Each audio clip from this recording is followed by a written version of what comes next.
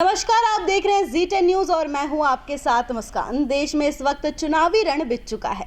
ऐसे में सभी पार्टी के उम्मीदवार अपने अपने कामों का पिटारा लिए जनता के बीच आ चुके हैं। ऐसे में आज हमारे साथ मौजूद है गौतम बुद्ध नगर से सुभाष पार्टी के नर्वदेश्वर जी। नर्वदेश्वर जी, आपका हमारे चैनल में स्वागत है। यश जी जी हाँ बोला। जी नमस्कार सर। नमस्कार। सर, जनता आपसे ये जानना चाहती है कि आपने अपने राजनीति करियर का शुरुआत कैसे किया। जनता जानना चाहती है तो जो हम सुभाषवादी भारतीय समाजवादी पार्टी में चुनाव लड़ने का जो मैंने मन बनाया, तो पहले तो मेरा कोई उद्देश्य नहीं था जी। क्योंकि मेरी उम्र लमसम अब जो है 53 साल है। मैंने अपने करियर में कभी नहीं सोचा था कि मैं चुनाव लड़ूंगा जी। लेकिन हमारे साथ एक अनिल कुमार मिश्रा जी हैं जी। जो वर्क करते हैं, और उन्होंने ही जाकर के मुझे सुभाषवादी के माननीय श्री अध्यक्ष जो है अशोक श्रीवास्तव जी से मुलाकात कराई, और उनकी लमसम एज 76 वर्ष है जी। उन्होंने मुझसे कहा कि आप चुनाव लड़िए, तो मैंने उन्हें मना भी किया।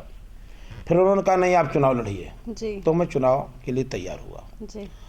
और मैं चुनाव मैदान में आया सुभाषवादी पार्टी से, क्योंकि उन्होंने जो नाम रखा था वो सुभाष चंद्र बोस के नाम पर सुभाषवादी पार्टी का नाम रखा गया। और सुभाष जी ने जो है देश के अंदर बहुत बड़ा योगदान दिया, जबकि उनके योगदान पर जब से हमारा देश आज़ाद हुआ है और आज तक उनकी बातों का या उनके उद्देश्यों को किसी भी पार्टी ने कार्य नहीं किया जी। ये बातें सोच करके हमने सुभाषवादी पार्टी से चुनाव लड़ने का गौतम बुद्ध नगर से मन बनाया है। सर, आपने अब जो मन बना ही लिया है, तो अब आपके क्या उद्देश्य है? अब आप जनता के बीच आ चुके हैं, चुनावी मैदान में आ चुके हैं, तो अब जनता के दिल को आप कैसे लुभाएंगे सर? देखो, जनता के उद्देश्य तो ये हैं जी कि जो मैंने अपने पीरियड में देखा है, तो ये देखा कि हमारे देश के अंदर शिक्षा का बहुत बड़ा अभाव है जी। क्योंकि जब मैं देखता हूँ तो बच्चों से पूछा जाता है कि आपकी एजुकेशन कितनी है, तो एजुकेशन तो बता देते हैं जी। लेकिन शिक्षा उतनी सुदृढ़ नहीं होती है वो जो सही उत्तर या आंसर दे सके जी। और नहीं दे पाते हैं। दूसरी बात, शिक्षा में मैंने ये कमी देखी कि किसी भी स्कूल में बड़े में जाओ तो वहाँ डोनेशन ज़्यादा लगता है, किसी में 1 लाख, किसी में 50,000, जहाँ प्रति व्यक्ति नहीं पढ़ा सकता है। जी। तो मैंने सोचा कि देश की शिक्षा जो है एकदम फ्री होना चाहिए। बिल्कुल। जैसे मैंने काफ़ी इतिहास पढ़ा है। इतिहास तो मैंने 2 वेद, 2 मीमांस और 13 पुराणों का अध्ययन किया। मैंने सिकंदर का भी लेख पढ़ा, ओलंपिया का भी लेख पढ़ा, राजा पुरराज का भी लेख पढ़ा, अशोक का भी मैंने इतिहास पढ़ा। तो इतिहास तो मैंने बहुत पढ़ा, लेकिन विक्रमादित्य जी का भी इतिहास पढ़ा। तो मैंने एक चीज़ पाई कि इन इतिहासों को जो मैंने पढ़ा, जो हमारे देश के राजा बड़े बड़े हुए हैं, जैसे महाराजा विक्रमादित्य हुए जिनका विशाल भारत था, हमारे देश के राजा महाराजा युधिष्ठिर हुए जिनका विशाल भारत था, इसी देश में राम राजा हुए जो विशाल देश था। तो उन सब ने शिक्षा को बहुत बड़ा महत्व दिया, जो आज तक कोई भी पार्टी, जब से देश हमारा आज़ाद 1947 से हुआ है, तब से आज तक कोई भी पार्टी ने शिक्षा पर विशेष जोर दिया ही नहीं। क्योंकि जोर तो दिया जाता है पर शिक्षा अधूरी होती है।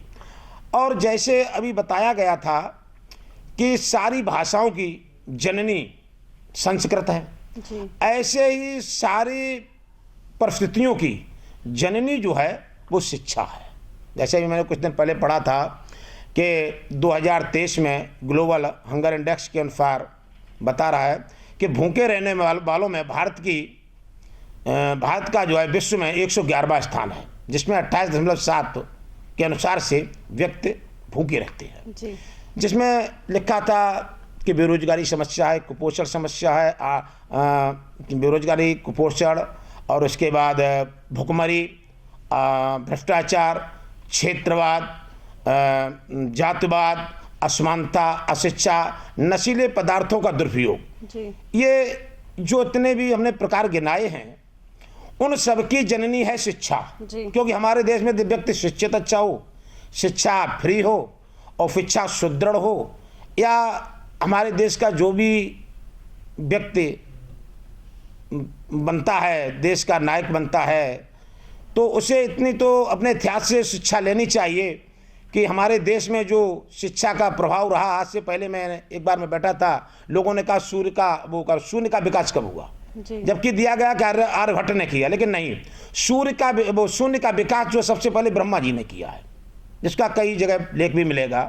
तो हमारे देश में बहुत से बच्चे यही नहीं बता सकते शून्य का विकास कैसे हुआ, बताएंगे तो, लेकिन अर्थ अच्छा नहीं हुआ, ठीक नहीं हुआ। तो शिक्षा जो है सारी समस्याओं की जननी है, चाहे वो जनसंख्या बढ़ती बेरोजगारी हो, चाहे वो आर्थिक बेरोजगारी हो, चाहे वो शिक्षित बेरोजगारी हो। जबकि साफ कहा गया है कि 1 अरब 40 करोड़ व्यक्तियों जो हमारी भारत की जनसंख्या है, उसमें 53% युवा ऐसे हैं जो बेरोजगार आज के समय में हैं जी। तो हमारे देश की बेरोजगारी इस बात है, क्योंकि ये बेरोजगारी का मेन ही कारण शिक्षा। और जब तक शिक्षा सुदृढ़ नहीं होगी तब तक चिकित्सा सुदृढ़ नहीं होगी, और जब तक चिकित्सा सुदृढ़ नहीं होगी तब तक इस देश की बेरोजगारी घट नहीं सकती है जी। और हमने केवल 3 उद्देश्य बनाए हैं, चाहे वो सतरज तब में ले लीजिए, चाहे वो भूत भविष्य वर्तमान में ले लीजिए। क्योंकि शिक्षा जब देश की सुदृढ़ होगी तो चिकित्सा सुदृढ़ होगी, और जो चिकित्सा सुदृढ़ होगी तो ये देश विकसित और विशाल भी बनेगा जी, बिल्कुल। क्योंकि ये कानून लागू हमने ही नहीं किया है, इससे पहले महाराजा विक्रमादित्य ने लागू किया, इससे पहले महाराजा युधिष्ठिर ने लागू किया, इससे पहले ये राम राज्य में भी था। शिक्षा चिकित्सा फ्री थी, गुरुकुल बने हुए थे, और वहां पर गुरुओं को जो भरण पोषण के लिए मिलता था उससे वो भरण पोषण करते थे, बच्चे बहुत शिक्षित होते थे, जिसमें हमारा देश सनातन धर्म विश्व में अग्रणी रहा। जी, बिल्कुल, विश्व में अग्रणी रहा और हर टेक्नोलॉजी में अग्रणी रहा। मैं किस किस का नाम गिनाऊं, महाराजा अगस्त, वो ऋषि अगस्त थे, क्योंकि उनको ऋषि की उपाधि दी जाती थी। जो भी कोई एक टेक्नोलॉजी का आविष्कार करता था, चाहे महर्षि अगस्त हो, चाहे महर्षि भरद्वाज जी हों, चाहे महर्षि कंडो जी हों, चाहे चरक जी हों, तो इन्होंने जो है शिक्षा फ्री पाई थी और शिक्षा को फ्री पा करके योग्य बने। आज बच्चों के लिए उतना पैसा नहीं, इतनी बेरोजगारी है। जब इस देश में भी मैंने पढ़ा था कि 2024 के अनुसार भारत जो है 7.38% बेरोजगारी बढ़ जाएगी। ये भी पढ़ा था 2024 में ही मैंने, ग्लोबल हंगर इंडेक्स के अनुसार। तो जब देश में इतनी बेरोजगारी बढ़ जाएगी तो इस देश का कैसे विकास होगा। अभी मैंने कुछ दिन पहले पढ़ा था कि हर पार्टी एक लिस्ट बनाई रखी है, कोई 135 प्रकार की सुविधाएं दे रहे हैं, कोई 100 प्रकार की सुविधाएं बता रहे हैं, कोई नाना भांत की बातें कर रहे हैं, कोई उस पर कीचड़ उछालते हैं, कोई उस पर कीचड़ उछालते हैं, जो मेरे समझ से परे है। क्योंकि आज मैंने देखा कि हर व्यक्ति ईर्ष्या का भाव लिए हुए बैठा है जी। जबकि मैंने पुस्तकों में काफ़ी पढ़ा कि ईश्वर और ईर्ष्या 2 ऐसे शब्द हैं जो बहुत व्यापक हैं जी। और ईश्वरवादी व्यक्ति जो है कभी ईर्ष्या कर नहीं सकता है जी। और आज राजनीति में सबसे ज़्यादा ईर्ष्या चलती है जी, जी। और ईर्ष्या में सबसे बड़ा होता है जातिवादी मुद्दा। आज जितने भी पार्टियां खड़ी हैं जी, जी, जी। या भविष्य में जो भी खड़ी होंगी। सवाल पे मैं आपको काटना चाहूंगी, इस सवाल पे हम दोबारा आएंगे। मैं एक मुद्दा आपसे ये भी जानना चाहूंगी कि आपने शिक्षा की और बेरोजगारी की मुद्दा आपने जनता के बीच रखा, आपका महिला सशक्तिकरण पे क्या राय है आपकी, इस पे क्या आप कहना चाहेंगे? देखो, महिला शक्तिकरण पे मैं ये कहना चाहूँगा कि महिलाओं को पहले शिक्षित किया जाए जी। क्योंकि मैंने डॉक्टरी भी की है, मैंने आयुर्वेद रत्न से हूँ, मैंने डॉक्टरी भी की है। तो मैंने सबसे बड़ा देखा कि हमारे देश में जो छात्राएं हैं उन्हें शिक्षित नहीं किया जाता है जी। यदि छात्राएं अच्छी तरह से शिक्षित हो जाए तो कम से कम भारतवर्ष की 70% चिकित्सा खत्म हो जाएगी जी। जो हमारे देश में वो शिक्षा लागू है ही नहीं, वो पद्धति लागू है ही नहीं नारियों के लिए जी। यदि नारी शिक्षित होगी तो घर शिक्षित होगा जी। घर शिक्षित होगा तो स्वस्थ होगा जी। क्योंकि बहुत सी दवाइयाँ ऐसी हैं जो छात्राओं को बताई जाए तो घर में भी उनका इलाज कर सकती है और खुद स्वस्थ रह सकती है, दूसरों को स्वस्थ रख सकती है। बिल्कुल। और शिक्षा से ही जनसंख्या नियंत्रण भी हो सकता है, शिक्षा से ही बेरोजगारी घट सकती है, शिक्षा से ही भुखमरी बच सकती है। जैसे अभी मैंने देखा था कि दिया गया था कि भारतवर्ष में 5 वर्ष से कम आयु के व्यक्ति जो है बच्चे वो 67% कुपोषण के शिकार हैं और उसका वर्तमान उदाहरण भी है। जो हमारे देश में पहले लंबाइयाँ हुआ करती थी 6 फुट 5 फुट 5.5 फुट, अधिकतर 6 फुट हुआ करती थी, लेकिन वो कुपोषण के कारण लंबाई 4 फुट में आ रही है धीरे धीरे। तो ये सबसे बड़ी बेरोजगारी है। कहा तो बहुत कुछ जाता है कि मैंने ये योजना चलाई, मैंने वो योजना चलाई। हर पार्टी कहती है, चाहे 1947 से लेकर के आज तक हर पार्टी ने कोई न कोई नारा दिया, हर पार्टी ने कोई न कोई योजना निकाली, लेकिन शिक्षा को सुदृढ़ करने की किसी भी पार्टी ने आज तक योजना नहीं निकाली। जी बिल्कुल बिल्कुल। और जबकि मैंने कहा है भी आपसे कि सारी भाषाओं की जननी संस्कृति है। जब संस्कृत शुद्ध होगी तो सारी भाषाएं शुद्ध होंगी। ऐसे ही जब शिक्षा हमारे देश की सुदृढ़ होगी तो ये सीधा है कि हमारे देश में बेरोजगारी या भुखमरी या जनसंख्या नियंत्रण जितने भी हैं ये सब ऑटोमेटिक ही रुक जाएंगे। और जब तक शिक्षा सुदृढ़ नहीं होगी इस देश का कल्याण कभी नहीं हो सकता है। चाहे इस देश को 135 नहीं 1035 योजनाएं चला दी जाए फिर भी नहीं हो सकता है। जी आपने कहा कि अभी पार्टी नारा दे रही है, पार्टी योजना बना रही है, लेकिन हमने आपके जितने बयान सुने हैं उसमें ना आप कभी किसी के पार्टी के बारे में कहते हैं, ना किसी पर्सनल व्यक्ति के बारे में कहते हैं। तो ऐसे में आपका राजनीति दिशा क्या है सर? देखो, हमारा जो आपने मुझसे ये क्वेश्चन किया है बहुत बढ़िया किया है। मैंने आपसे बहुत तभी पहले बोला था कि मैंने 13 पुराण, 2 वेद, 2 मीशांश और काफ़ी इतिहास पढ़ा है। अब तो नहीं, आज से 15 से 20 साल पहले मुझे सारा इतिहास अब याद भी था जी। तब तो मैंने भुला दिया क्योंकि राजनीति में मेरा आने का मूड नहीं था जी। तो मैंने 2 चीज़ें पढ़ी हैं, एक ईश्वर और एक ईर्षा जी। जब हम ईर्षा में कूद जाएंगे तो हम कभी किसी का नाम लेंगे, कभी किसी पार्टी का नाम लेंगे, कभी किसी व्यक्ति का नाम लेंगे जो ईर्षा का द्योतक है जी। और ईर्षा रूपी शब्द से हम अरबों कोस दूर रहना चाहते हैं। क्योंकि मैं ईश्वरवादी हूँ, मैं कर्तव्यनिष्ठ हूँ और मुझे कर्तव्य करना अच्छा लगता है। जिसमें मैंने जैसे 3 अभी मुद्दे बताए हैं, यदि मुझे जनता इन 3 मुद्दों को अच्छा समझती है, उसे लायक लगते हैं कि ये व्यक्ति ईमानदार है, धर्मात्मा है, तो मुझे वोट दे। मैं वोट की भी अपील नहीं करता हूँ। मुझे वोट तब वो दे जब उसे ये लगे कि ये बंदा हमारा शिक्षा पे काम करेगा, उसे ये लगे कि मेरा बंदा ये चिकित्सा पे काम करेगा, उसे ये लगे कि ये कैंडिडेट हमारे देश के हित में काम करेगा, भारत को विकसित और विशाल बनाएगा, तो मुझे वोट दे। क्योंकि मेरे लिए विजय और पराजय दोनों बराबर है। जी बिल्कुल।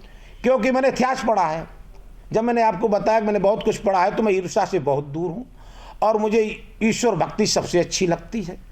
और जो 3 मुद्दे बताए हैं 3 मुद्दों में काम भी करूंगा, जो जीतूंगा और नहीं भी जीतूंगा तो कोई बात नहीं है, उसके भी हम लेटर वगैरह संसद में शीतकालीन सत्र में भेजेंगे और जनता का पूरा सहयोग करेंगे और ये 3 बातों पर हम पूरा फोकस करेंगे। जी जी। आपने बीच में अभी बातचीत के दौरान बीच में आपने राम राज्य का जिक्र किया था, तो रामलला विराज चुके हैं, ये देश के लिए कितना बड़ा सौभाग्य की बात है सर? देखो, जो आपने कहा है रामलला विराज चुके, ये बहुत बढ़िया बात है, बहुत खुशी की बात है जी। राम हमारे पूर्वज हैं। मैं तो राम के बारे में जब मैंने एक ही शब्द कहा कि मैं ईर्ष्या शब्द को शरीर में कभी लाता ही नहीं हूँ, तो अब क्या लाऊंगा। राम तो हमारे पूर्वज हैं और एक रूप में वो हमारे पिता भी हैं जी। क्योंकि मैं राम के पिता रूपी इतिहास को भी जानता हूँ और हमारे समाज के वो पूर्वज हैं। उन्होंने एक बहुत बड़ा हमको रास्ता दिखाया, एक त्याग का रास्ता दिखाया, एक मर्यादा का रास्ता दिखाया, एक कर्तव्य का रास्ता दिखाया। उन्होंने ये चीज़ दिखाई कि जो व्यक्ति कर्तव्यनिष्ठ होता है वो स्वयं काल महाकाल आदि काल से भी भयभीत नहीं होता है जब वो अपना काम करता है कर्तव्य का। और वो इतना बड़ा दयालु होता है कि वो शंकर और विष्णु से भी बड़ा दयालु होता है जो कर्तव्य पथ पर चलता है। तो राम का तो भाई मर्यादा बढ़िया है और जो ये काम किया है मेरे लिए बहुत अच्छा है और मुझे करना चाहिए, मैं भी करूँगा। जी बिल्कुल। इससे पहले जो ये अयोध्या मंदिर बनवाया है, ये इससे पहले महाराजा विक्रमादित्य ने बनवाया था। जब महाभारत कालीन में ये अयोध्या मंदिर समाप्त हो गया था तो ये कहानी तो बहुत बड़ी है, मैंने बहुत अच्छी पढ़ी है कि विक्रमादित्य को कैसे ये विदित हुआ वो मुझे पता है। और पहले बार विक्रमादित्य ने ही ये मंदिर का निर्माण कराया था, दूसरी बार हमारी जो वर्तमान सरकार है उसने निर्माण कराया। जी बिल्कुल। सर, हमारी जो जनता देख रही है उससे आप क्या अपील करना चाहेंगे और गौतम बुद्ध नगर की जनता से खासकर आप क्या कहना चाहेंगे जो आप चुनाव जीतने के बाद उनके लिए आप जो करेंगे, उनके हित में आप क्या करेंगे सर? देखो, पहले तो मैं गौतम बुद्ध नगर का ही नहीं, सांसद का चुनाव पूरे भारत का होता है। जी। तो मैं 1 अरब 40 करोड़ जनसंख्या की बात कर रहा हूँ। 1 अरब 40 करोड़ जनसंख्या को मैं जीतने के बाद, जो आपने जीतने का पहले उद्देश्य दिया है, बिल्कुल। जबकि मैंने कहा था जीत, विजय और पराजय हमारे लिए दोनों बराबर है। जी। क्योंकि अभी थोड़े दिन पहले हमसे डीएम साहब ने सौगंध ली थी, जब मैंने पर्चा दाखिल किया था, तो उन्होंने कहा इस सौगंध को पढ़िए। तो मैंने उस सौगंध को, पहले मैंने ईश्वर का स्मरण किया, क्योंकि मेरी आयु 53 साल है। मैं आज तक कोई भी किसी प्रकार का गलत कर्म नहीं जानता हूँ, जानता ही नहीं हूँ। चाहे वो चोरी संबंधित हो, चाहे चरित्रहीनता संबंधित हो, मैं कुछ नहीं जानता हूँ। तो जब मैंने सौगंध खाई थी तो पहले ईश्वर से मैंने प्रार्थना की थी कि हे परब्रह्म, हे ईश्वर, जैसे मैंने पिछले जन्मों में राजकाज किया है, मैं इस जन्म में वैसे ही राजकाज करूँगा। पहली बात, क्योंकि मुझे सबसे प्रिय लगता है तो धर्म और कर्तव्य लगता है। और जनता से भी यही अपील है कि यदि शिक्षा, चिकित्सा और 65 वर्ष से प्रति व्यक्ति के लिए पेंशन करूंगा, और वो उसको पेंशन ऑटोमेटिक मिलेगी, इसका मैं प्रयत्न करूंगा। जीत जाऊंगा, संसद में बार बार ये बात रखूंगा, और जनता को मेरी बातों पर पूर्ण विश्वास हो तो जनता मुझे वोट दे, और न हो तो कोई जरूरी नहीं है, क्योंकि जीतना हारना ब्रह्म के वश में है। ये बात को मैंने बहुत पहले कहा और फिर कहता हूँ कि जीतना हारना ब्रह्म के वश में है। यदि मेरे वश में राज तिलक है तो दुनिया की कोई ताकत नहीं रोक सकती है, और राज तिलक है नहीं तो दुनिया की कोई ताकत दे नहीं सकती है। जी बिल्कुल बिल्कुल, बहुत बहुत धन्यवाद सर आपका। तो ये थे नर्वदेश्वर दीक्षित जी की राय। आपकी क्या राय है हमें कमेंट करके ज़रूर बताएं, और हाँ, अपने घर से निकले और